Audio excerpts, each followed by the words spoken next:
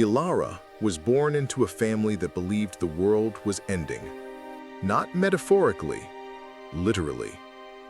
Her father, Sawyer Marrow, kept the house stocked with canned peaches, hand-loaded bullets, and enough fuel to last through winters that never came.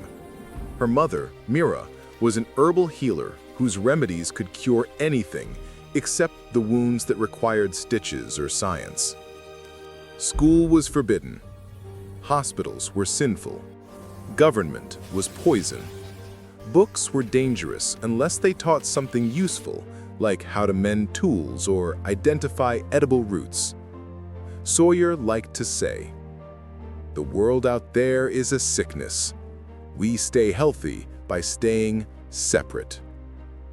Ilara had never argued. Growing up inside fear is like growing up inside a locked room. You forget what open air feels like. But air always finds a crack.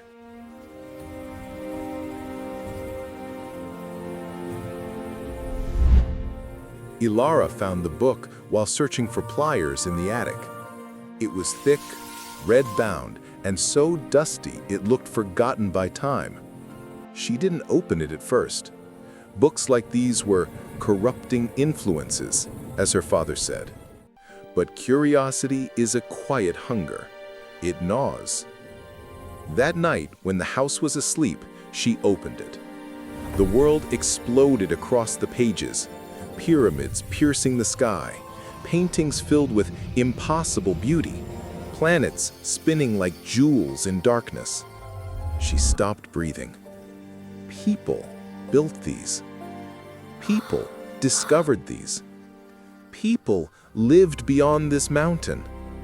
She read until dawn, turning pages like someone starved. For the first time in her life, she asked herself, "Why am I not allowed to know these things?" A question is a spark. Once lit, it burns.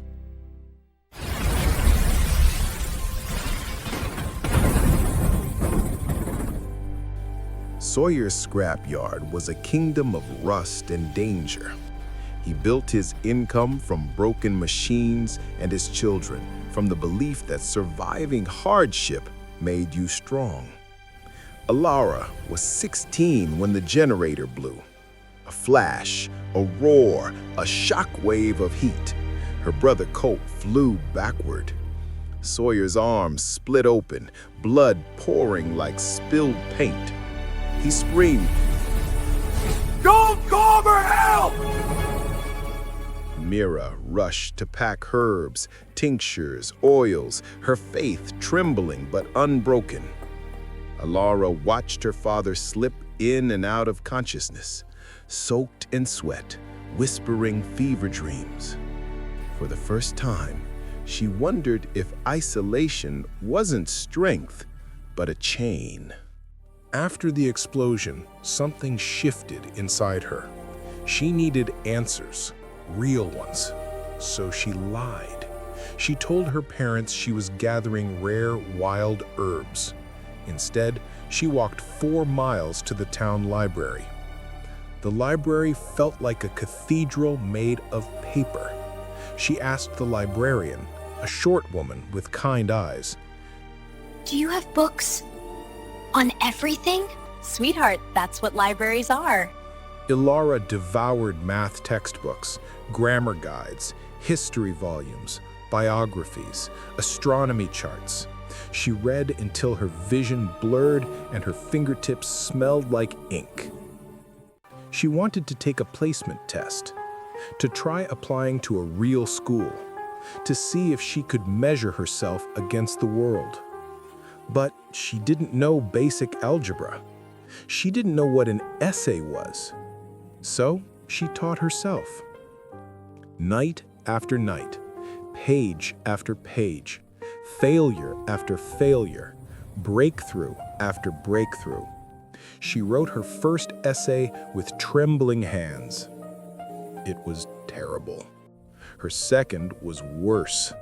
Her 10th made the librarian cry because it was beautiful.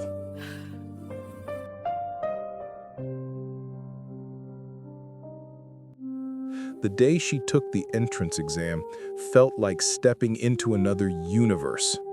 Her clothes were homemade. Her hair was unevenly braided. Her shoes were work boots. But her eyes burned with something fierce, a hunger no one else could name. The questions battered her. She guessed some, knew others, but she refused to surrender. 2 weeks later, a letter arrived. Her score was high enough to earn admission to Northbrook University.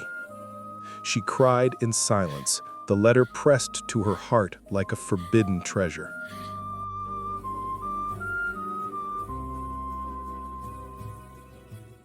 College was a storm. She didn't understand cafeteria lines. She didn't know what genocide meant. She didn't know Einstein wasn't a philosopher.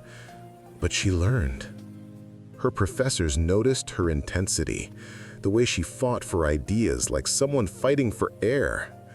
One day in a philosophy seminar, she asked, Why do people believe unquestioned things about the world? The room went silent. Heads turned. Her professor whispered, "You ask questions from the edge of the map."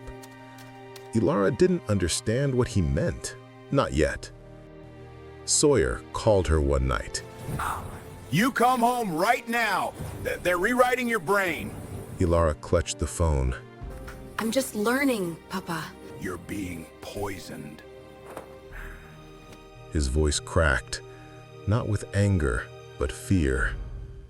Mira called afterward, softer. "Knowledge changes people," she said. "I'm afraid it's changing you away from us." Ilara looked around her tiny dorm room filled with books. Her heart split in two. Was education a betrayal? Or was ignorance the real betrayal?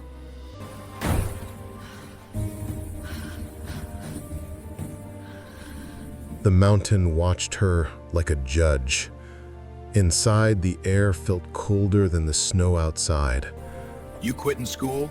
No, This house has rules. You learn from the mountain, not from men. I want more than survival, Papa. You think you're better? No, I think I'm different. Leave if you must, but don't return with that corrupted mind.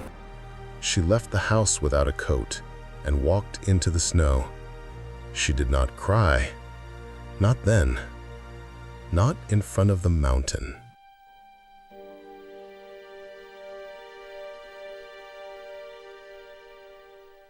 After that night, something inside Ilara hardened, not into stone, but into steel.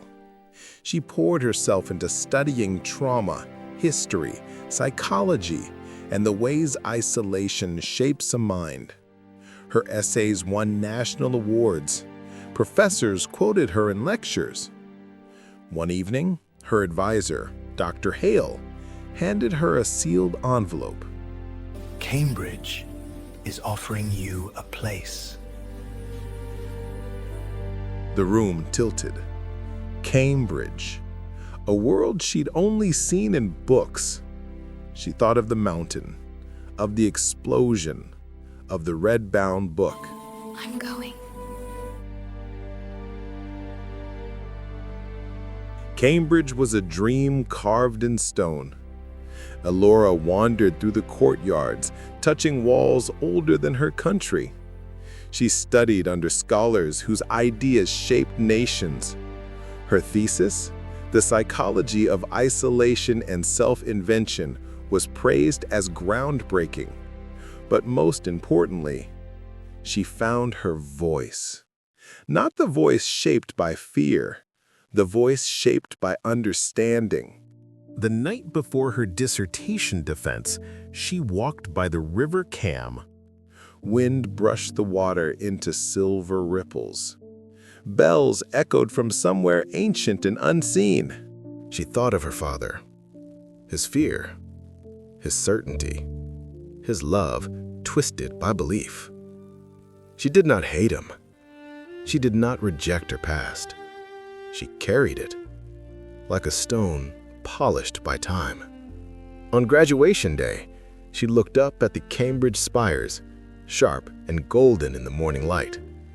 She had crossed worlds to stand here. She had walked out of a mountain's shadow into a sky of her own choosing. Ilara whispered, Education is the alchemy of becoming. knowledge didn't erase her past. It transformed it. She wasn't the girl from the cabin anymore. She wasn't the daughter who obeyed fear. She was a woman who taught herself how to rise. If someone had asked her what education meant, she would say, "It is freedom. It is courage. It is the way a person invents themselves." Her journey was not a rejection of where she came from. It was an evolution. She had turned isolation into insight, ignorance into curiosity, curiosity into purpose, purpose into transformation. Modern-day alchemy, just as the old book promised. And though she would always carry the mountain inside her, she now knew how to climb it and how to leave it without fear. Thanks for watching. This is Journey of Hope, where every story lights a spark. Subscribe and stay hopeful. See you in the next video.